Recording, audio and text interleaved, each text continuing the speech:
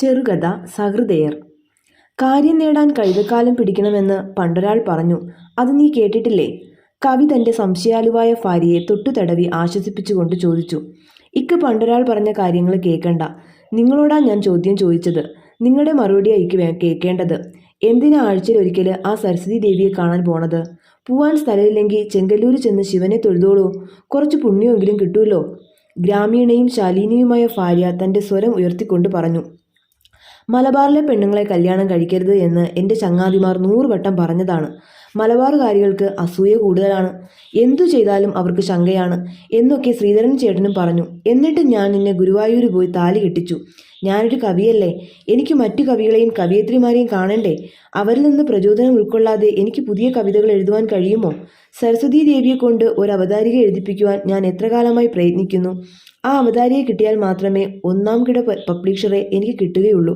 അത് എത്ര തവണ ഞാൻ നിന്നോട് പറഞ്ഞിരിക്കുന്നു. കവി നീരസത്തോടെ വിളിച്ചു പറഞ്ഞു. അപ്പോഴേക്കും അയാൾ തൻ്റെ നോട്ട് പുസ്തകങ്ങൾ എടുത്ത് കക്ഷത്തിൽ ഒതുക്കി കഴിഞ്ഞിരുന്നു. വിണ്ടുകീറിയ കാലടികളെ പുതിയ ചെരുപ്പുകളിൽ സാവധാനത്തിൽ തിരുക്കി കഴിഞ്ഞിരുന്നു. ഒരൊറ്റ ഞായറാഴ്ചയും സ്വന്തം വീട്ടിൽ ഇരിക്കേണ്ടെന്ന് ഷാഠ്യം.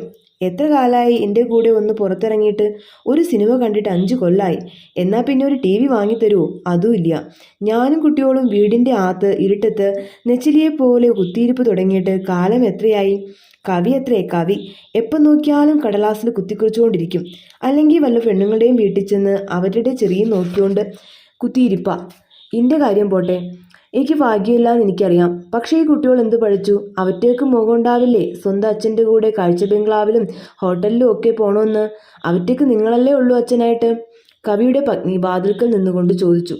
അടുത്ത വീടിൻ്റെ ഉടമസ്ഥ തല പുറത്തേക്ക് കാണിച്ച് മന്ദഹസിച്ചു. കവിയുടെ പുതിയ ചെരുപ്പുകൾ ഓരോ കാൽവെപ്പിലും തേങ്ങലുകൾ പുറപ്പെടുവിച്ചു. അയാൾ പിന്നോക്കം നോക്കാതെ ധൃതിയിൽ ബസ് സ്റ്റോപ്പിന് നേർക്ക് നടന്നു. ബസ് സ്റ്റോപ്പിലേക്ക് ചെന്നെത്തുവാൻ വീതി കുറഞ്ഞ ഒരിടവഴിയിലൂടെ അയാൾക്ക് നടക്കേണ്ടി വന്നു. ആ പാതയിൽ പശുവിൻ ചാണകവും കരിങ്കൽ കഷ്ണങ്ങളും എച്ചിലകളും കുന്നുകൂടി കിടക്കുന്നു. ചെരുപ്പുകൾ വൃത്തികേടാവാതെ സൂക്ഷിക്കുവാൻ ആഗ്രഹിച്ചതുകൊണ്ടാവാം കവി വളരെ സൂക്ഷിച്ച് കീഴ്പോട്ട് ഉറ്റുനോക്കിയുമാണ് നടന്നത്. ഒരിക്കൽ തൻ്റെ കവിതാ പുസ്തകം പച്ചച്ചാണകത്തിൽ വീണുപോയത് അയാൾക്ക് ഓർമ്മ വന്നു. താൻ ഒരു ഹതഭാഗ്യനാണെന്ന വിചാരം അയാളെ കൂടുതൽ ക്ഷീണിപ്പിച്ചു. തനിക്ക് അനുരൂപയായ ഒരുത്തിയെ ഭാര്യയാക്കുവാൻ കഴിയാത്തതിൽ അയാളുടെ ഹൃദയം വീണ്ടും വീണ്ടും അസ്വസ്ഥമായി. താൻ എന്തിനു വേണ്ടി ഗുരുവായൂരിൽ ചെന്ന് ഈ കുഗ്രാമവാസിനിയെ തൻ്റെ പട്ടമഹർഷിയാക്കി? അന്നൊക്കെ ശകുന്തളയെ വശത്താക്കിയ ദുഷ്യന്തൻ്റെ ചാരിതാർത്ഥ്യമാണ് അനുഭവപ്പെട്ടിരുന്നത്. തിരുവനന്തപുരത്ത് ചെന്നെത്തിയപ്പോൾ മിത്രങ്ങളോട് അയാൾ പറഞ്ഞു. സുന്ദരിയാണോ എന്നൊക്കെ നിങ്ങൾ തന്നെ തീരുമാനിക്കുക. നിഷ്കളങ്കയാണ് കുലീനയും. നാഗരിക അങ്ങനെയല്ല. നാഗരികാംഗനകളോട് എനിക്ക് പരമപുച്ഛമാണ്. കളവ കുറിതൊട്ട് കണ്ണുകൾ പകുതിയും അടച്ച് സോഫയിലിരുന്ന വധുവിനെ എല്ലാവരും കൗതുകത്തോടെ ഉറ്റുനോക്കി. കൊള്ളാം, അവർ ഓരോരുത്തരും പറഞ്ഞു. വധുവിൻ്റെ കൈകളിൽ വേണ്ടത്ര സ്വർണ്ണവളകൾ ഉണ്ടായിരുന്നു, കഴുത്തിൽ മാലകളും. അവളുടെ സംഭാഷണ ശൈലി അവർക്ക് അപരിചിതമായിരുന്നു. ബസ് സ്റ്റോപ്പിൽ പരമേശ്വരൻ പിള്ള നിന്നിരുന്നു. കവിയെ കണ്ടപ്പോൾ അയാൾ ഉറക്കെ ചോദിച്ചു. എന്താ ഹേ, ചർച്ചാവേദിക്ക് BJT ഹാളിൽ വന്നില്ലല്ലോ? വരുമെന്ന് കരുതി ഞാൻ കുറേ നേരം ഹാളിൻ്റെ പുറത്ത് കാത്തുനിന്നു. എന്തേ കാണാത്തത്? വരാനൊത്തില്ല. ഒരു പബ്ലിഷറെ കാണാൻ പോയി. അടുത്ത മാസം ഒരു പുതിയ പുസ്തകം ഇറങ്ങുന്നുണ്ട്. തേന്മാവിൻ്റെ സംതൃപ്തി എന്നാണ് പേര്.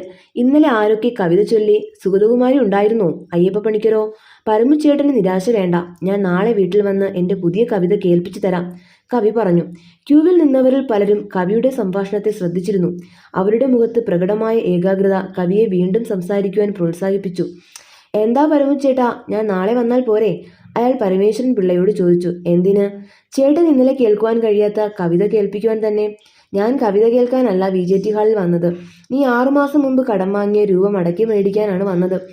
1-ാം തീയതി ആയതുകൊണ്ട് ശമ്പളം നിന്റെ കീശയിൽ കാണുമെന്ന് കരുതി വന്നതാ, പരമേശ്വരൻ പിള്ള പറഞ്ഞു. കവി പൊട്ടിച്ചിരിച്ചു.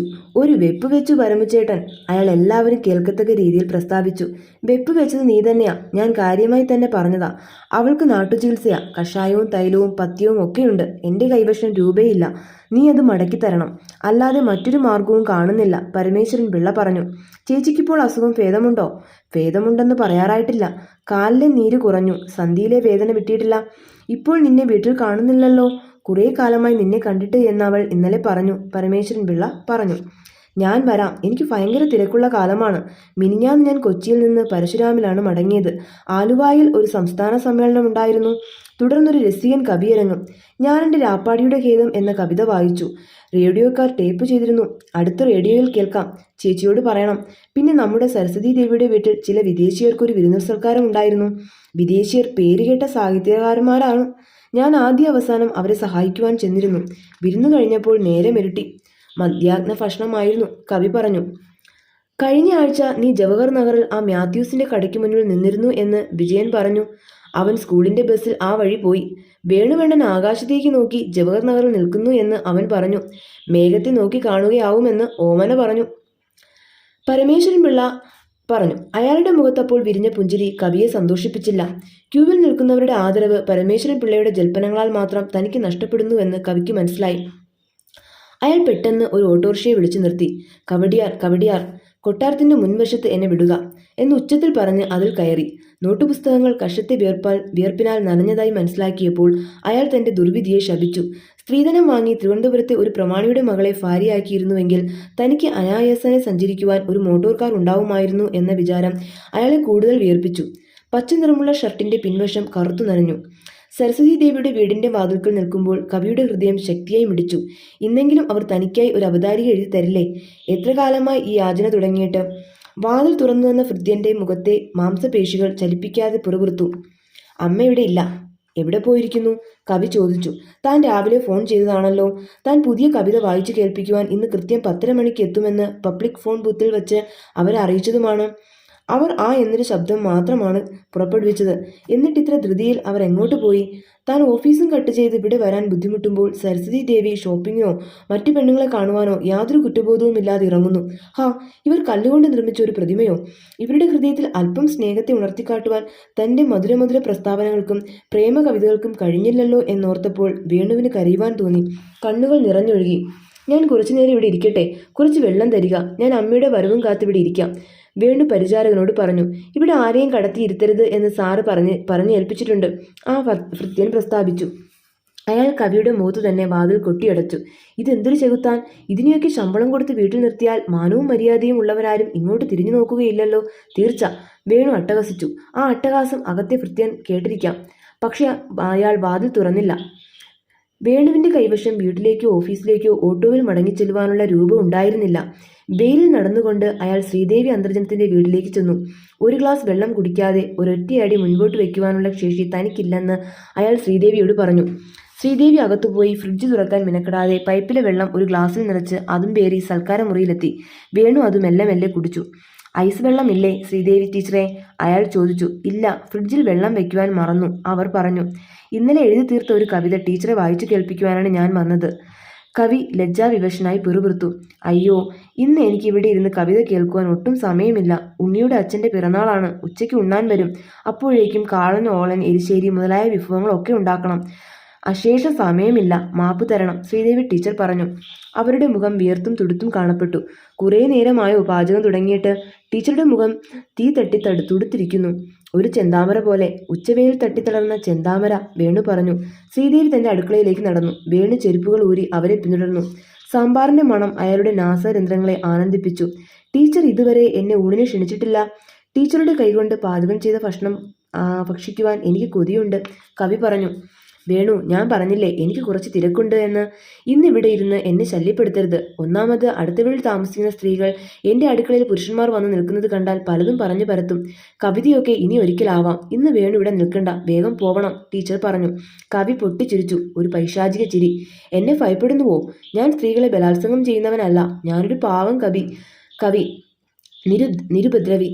ഞാൻ കുറച്ച് പായസം കുടിച്ച് അരമണിക്കൂറിൽ സ്ഥലം വിടാം. പായസം ഉണ്ടാക്കിയിട്ടില്ല. അത് ഒടുവിൽ ഉണ്ടാക്കേണ്ട വസ്തുവാണ്, ടീച്ചർ പിറുപിറുത്തു. ടീച്ചറുടെ പായസം കുടിക്കാതെ ഞാൻ മടങ്ങുകയില്ല. ഇതൊരു ശപഥമാണ്, കവി ഒരു പീഠത്തിന്മേൽ ഇരുന്നു കൊണ്ട് പറഞ്ഞു. ശ്രീദേവി പരിഭ്രാന്തിയായി. അയ്യോ, അദ്ദേഹം കടന്നു വരുമ്പോൾ അടുക്കളയിൽ ഒരാൾ ഇരിക്കുന്നത് കണ്ടാൽ ബഹളം വയ്ക്കും, അവർ പറഞ്ഞു. വെറുമൊരാളല്ല ഞാൻ കവിയാണ്. കേരളത്തിലെ ഒന്നാംകിട പ്രസിദ്ധീകരണങ്ങൾ എൻ്റെ കവിതകൾ എത്ര കാലമായി അച്ചടിച്ചു വരുന്നു. ഞാൻ ഇവിടെ വരുന്നത് കൊണ്ട് ടീച്ചർക്കോ ടീച്ചറുടെ ഭർത്താവിനോ ഒരപമാനവും സംഭവിക്കുകയില്ല. ടീച്ചർ പാചകം ചെയ്തുകൊള്ളൂ, ഞാൻ കവിത വായിക്കാം. വാചാലങ്ങളായ മഴത്തുള്ളികൾ എന്നാണ് ഈ കവിതയുടെ തലക്കെട്ട്. രാത്രിയുടെ 2-ാം യാമം, പുതുവർഷ ആരംഭം, കവി പാടി. ടീച്ചർ പെട്ടെന്ന് ചട്ടുകവുമായി മുറിവിട്ടോടി. വാതിലിൽ ആരോ മുട്ടുന്നു, അവർ വിളിച്ചു പറഞ്ഞു. വാതിൽ തുറന്നപ്പോൾ അകത്തേക്ക് പ്രവേശിച്ച മധ്യവയസ്കൻ രേണുവിനെ ഉറ്റുനോക്കി. മുകളിൽ താമസിക്കുന്ന രമചേച്ചിയാണ്, മിസ്സിസ് കുറുപ്പ്. വരൂ, ചേച്ചി, ഇത് മഹാകവി വേണുഗോപാലനാണ്. ചേച്ചി വായിച്ചിരിക്കും. വേണു എഴുതുന്ന കവിത. ശ്രീദേവി വിക്കി വിക്കി പറഞ്ഞു. ചേച്ചി എന്ന് വിളിക്കപ്പെട്ട സ്ത്രീ വേണുവിനെ വീണ്ടും കണ്ണുകളാൽ പരിശോധിച്ചു. ഞാൻ കവിതയൊന്നും വായിക്കാറില്ല, അവർ പറഞ്ഞു. അവർ പിന്നീട് സോഫയിലിരുന്നു. കണ്ണുകൾ വീണ്ടും വീണ്ടും വേണുവിന്റെ മുഖത്ത് സഞ്ചരിച്ചു. എവിടെയോ വെച്ച് കണ്ടിട്ടുണ്ട്. മുഖപരിചയം തോന്നുന്നു. വെള്ളയമ്പലത്തെ മാവേലി സ്റ്റോറിൽ സാമാനങ്ങൾ എടുത്തു കൊടുക്കുവാൻ നിന്നുവോ?